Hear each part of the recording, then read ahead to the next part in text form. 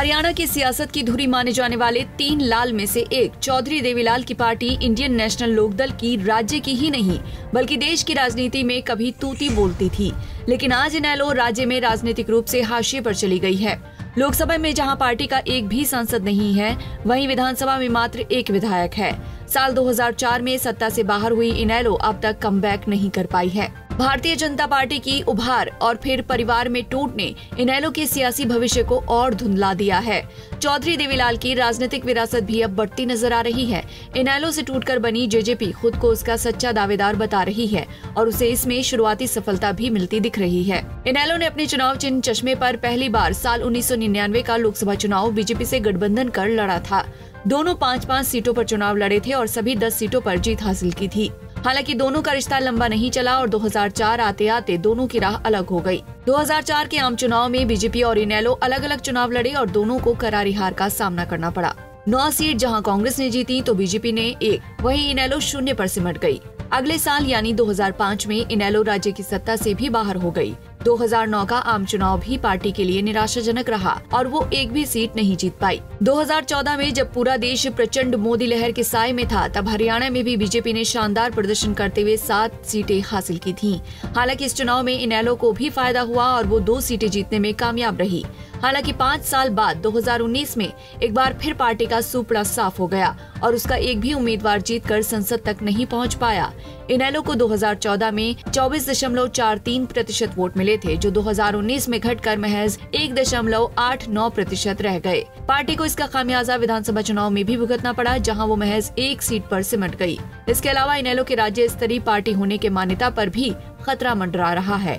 अगर पार्टी इस बार भी चुनाव आयोग के तय मानकों की कसौटी पर खरी नहीं उतरती है तो क्षेत्रीय दल की उसकी मान्यता छीनी जा सकती है। यही वजह है कि 2024 का आम चुनाव इंडियन नेशनल लोक दल के लिए करो या मरो का चुनाव माना जा रहा है।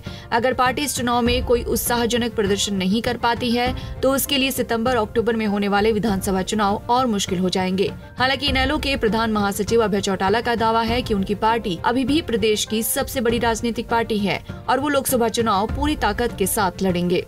ये जो हमें वोट काटने वाला कहते हैं, मैं उनको एक बात बताना चाहता हूं।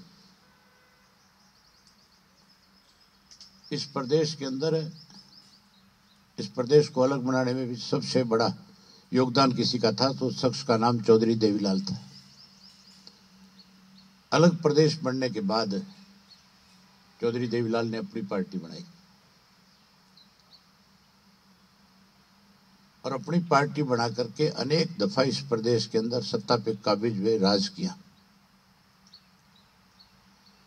आज भी सबसे बड़ा संगठन अगर इस प्रदेश में किसी राजनीतिक दल का है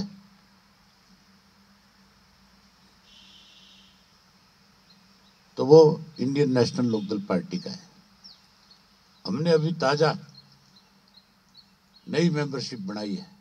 मैं आपकी जानकारी के लिए बताना चाहूंगा, 5 लाख नए मेंबर हमारी पार्टी के साथ अब तक बढ़ चुके हैं और हमने औरों की तरह जो है टेलीफोन पे जरिए मिस्ड कॉल नहीं मरवाई। हमने बाकायदा तौर पे बूथ के सतर के ऊपर, हर बूथ के ऊपर कहीं 50 मेंबर, कहीं 100 मेंबर तक भी बनाए। उनमें एक सक्रिय मेंबर बनाया और उसके साथ 20-20 उसके और साथी बनाए।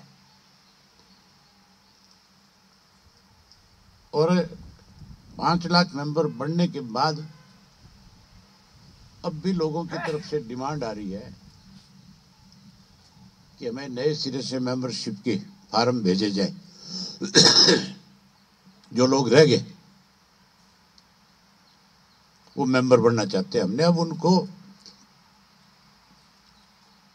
एक टेलीफोन नंबर दिया है कि आप इस टेलीफोन नंबर के जरिए पार्टी के साथ जुड़ सकते हो, लेकिन पार्टी की मेंबरशिप के साथ जब जुड़ना चाहोगे तो आपको 25 रुपए का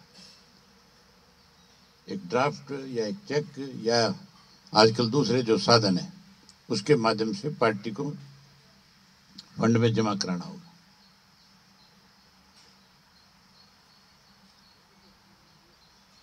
मैं जो बता रहा था कि जिन दो लोग इस तरह की अफवाहें फैला रहे हैं, मैं उनको एक बात बता देना चाहता हूं। हम 10 की 10 सीटों पे चुनाव लड़ेंगे हमने इसके लिए एक 5 मेंबरी कमेटी का गठन किया था और उस 5 मेंबरी कमेटी को ये जिम्मेवारी दी थी कि वो 10 के 10 लोकसभा क्षेत्र में जाएं और वहां जाकर के सारे साथियों से मिलकर के पूछे कि भी कौन कौन चुनाव लड़ने की इच्छुक है। हमारे पास लोगों की तरफ फर्जी नहीं, कांग्रेस वाले कहते हैं कि हमारे पास तो एक एक लोकसभा क्षेत्र से 50-50 नाम आ गए। नाम तो 50 बताते हैं, टिकट लेने वाला कोई है ही नहीं। सबसे पहले तो हुड्डा भाग्या सोनीपत से, भाग्या नहीं भाग्या। शैलजा जी चली गई, उन्होंने कह दिया मैं भी लोकसभा का चुनाव नहीं लड़ती। कैप्टन अजय यादव कहता है मैं भी नहीं लड़ता। तो फिर लड़ने वाले कौन है? हमारे यहाँ गुड़गांव का लोकसभा जो है उसमें 10 आवेदन आए और मैं बहुत दावे के साथ ये कह सकता हूं कि गुड़गांव की सीट के ऊपर लड़ाई इंडियन नेशनल लोकदल पार्टी और बीजेपी के बीच में रहेगी। कांग्रेस का भी सुपड़ा साफ होगा, जेजेपी तो शून्य पे आ जाएगी, उसका तो जिक्र करना भी गलत है। फरीदाबाद में हमारे पास 13 लोगों के आवेदन आए, भिवानी में 9 के आए। भिवानी की सीट का भी मैं दावे के साथ कह सकता हूं कि फाइट हमारी रहेगी। नतीजा क्या निकले, मैं लोगों की तरह झूठे दावे तो नहीं कर सकता, लेकिन ये कह सकता हूं कि चुनाव के नतीजे जब आएंगे तब आप सब लोग कहोगे कि हमें भी उम्मीद नहीं थी। रोहतक से 10 लोगों के नाम आए हैं, सोनीपत से 6 लोगों के नाम आए हैं, करनाल से 7 के आए हैं, अम्बाड़ा से 11 के आए हैं, कुरुक्षेत्र के 9 के आए हैं। कुरुक्षेत्र की सीट भी इंडियन नेशनल लोकदल पार्टी जीतेगी। ये सारे इकट्ठे हो जाएंगे फिर भी जीतेंगे। सरसा